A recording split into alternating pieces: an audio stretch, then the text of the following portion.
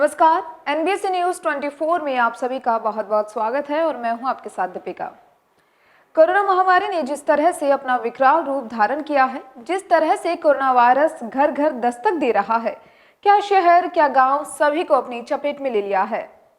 जहां शहरों में हर तरह की चिकित्सा सुविधा उपलब्ध है, वहीं ग्रामीण क्षेत्रों में हालात इसके ठीक विपरीत है। हमारे ग्रामीण क्षेत्रों में केवल नाम मात्र ही चिकित्सा सुविधा उपलब्ध है। चलिए ले चलते हैं आपको टोंक के मालपुरा उपखंड में स्थित एक उप स्वास्थ्य केंद्र पर, जहां कार्यरत एक एएनएम के भरोसे पर है। इन दो गांवों की आबादी भी कम नहीं है। लगभग 6000 की आबादी वाले इन दोनों गांवों में चिकित्सा सुविधा के नाम पर कैसे ग्रामीण क्षेत्र के लोगों की जिंदगी से खिलवाड़ किया जा रहा है, देखिए चिकित्सा विभाग की पोल खोलती हमारी विस्तृत रिपोर्ट।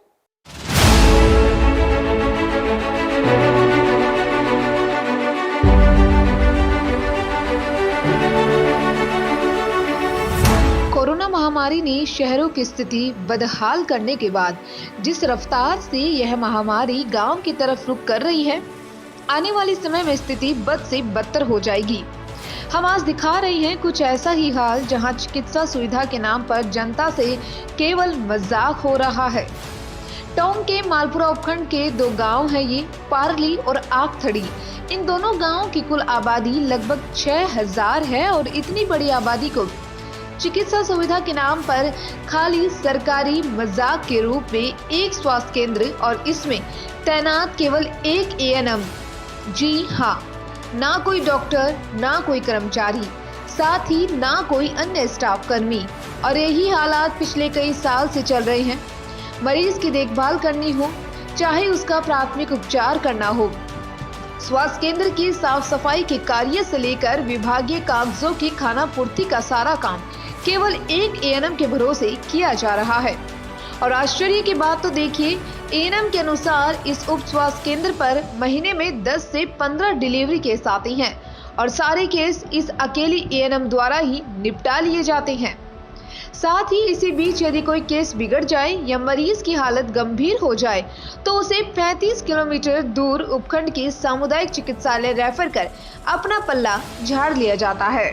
हमारे गांव पारली और आगतड़ी में 5-6 के बीच में आबादी क्षेत्र है। इसमें न एक ही एएनएम है और न कोई चिकित्सा की सुविधा है, न कोई दवाइयों की हर बात की प्रॉब्लम होती है और न छोटी मोटी बीमारी के लिए भी हमारी कोई सुविधा नहीं है। और एम्बुलेंस भी वो ज़रूरी है इमरजेंसी के लिए, और एक डॉक्टर की ज़रूरत है।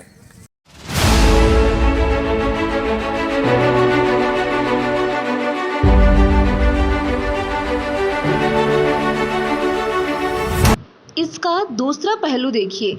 जिस भवन में यह उप स्वास्थ्य केंद्र चलाया जा रहा है, वह एक प्राथमिक स्कूल का 50 साल पुराना जर्जर भवन है, जहां पिछले 31 साल से इस भवन में यह उप स्वास्थ्य केंद्र चलाया जा रहा है और इसी की छतों व दीवारों से प्लास्टर गिरा हुआ है।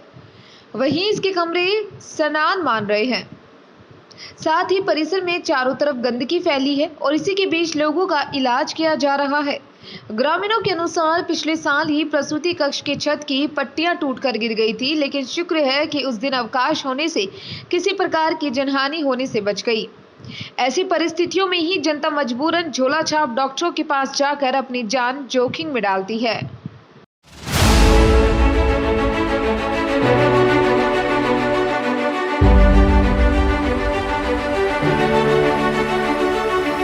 ग्रामीणों ने बताया कि 1990 से पहले उप स्वास्थ्य केंद्र गांव के बाहर बने एक भवन में चलता था, लेकिन वहां बरसात के दिनों में परिसर के चारों ओर पानी भर जाता था और उसके बाद उप स्वास्थ्य केंद्र को इस स्कूल में शिफ्ट किया गया था, लेकिन नतीजा ढाक के 3 पात वाला रहा। अब ये भवन भी जर्जर हालत में पहुंचकर अपनी बदहाली के आंसू रो रहा है, लेकिन सरकार व सरकारी अफसरों के कान पर जूं भी नहीं रेंगती। अब इस व्यवस्था के लिए आखिर कौन जिम्मेदार है? इस लाचार जनता का ये सबसे बड़ा सवाल है। फिलहाल के लिए सिर्फ इतना ही, और तमाम खबरों में बने रहने के लिए जुड़े रहिए एनबीसी न्यूज 24 के साथ।